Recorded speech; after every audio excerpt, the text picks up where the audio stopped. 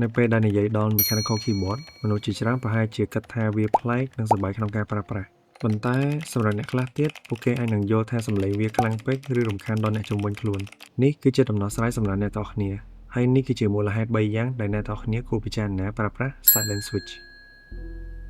មូលហេតុទី1បើសិនមកអ្នកទាំងអស់គ្នាត្រូវធ្វើការនៅក្នុងការិយាល័យដែលមានមនុស្សច្រើន silent switch ត្រូវបានគេស្គាល់ថាផ្ដល់នូវកម្រិតសំឡេងស្តៀងទៅនឹង membrane keyboard មានន័យថាគ្មាននរណាម្នាក់ឮសំឡេងនោះទេប៉ុន្តែអ្នកទាំងអស់គ្នានៅតែទទួលបានអារម្មណ៍ចុចបែប linear ឬ tactile ពី mechanical keyboard ដដែល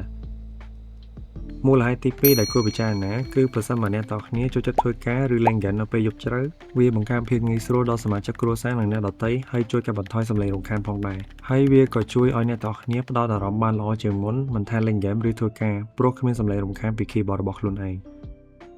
មូលហេតុទី3នៅពេលដែលអ្នកទាំងអស់គ្នាត្រូវយក keyboard ទៅប្រើប្រាស់ទៅតាមសាធារណៈបើសិនបើអ្នកទាំងអស់គ្នាប្រើ silent switch យើងនឹងអត់មានខ្សែភ្នែកប្លែកៗសម្លឹងមកកាន់យើងទេនៅពេលដែលយើងកំពុងធ្វើការនៅខាងក្រៅលើសពីនេះនៅពេលដែលអ្នកទាំងអស់គ្នាកំពុងប្រជុំការងារសំឡេង keyboard នឹងមិនរំខានចូលទៅក្នុង call ទេព្រោះវាស្ងាត់ខ្លាំងមែនទែនដូច្នេះបើសិនបើអ្នកទាំងអស់គ្នាធ្វើការក្នុង office ធ្វើការយប់ជ្រៅឬធ្វើការនៅតាមសាធារណៈ silent switch គឺជាជម្រើសដ៏ល្អបំផុតតែអ្នកទាំងអស់គ្នាចូលចិត្ត normal switch ជាងឬក៏ silent switch ជាងអាចប្រាប់ពួកយើងនៅខាងក្រោម comment បានអរគុណ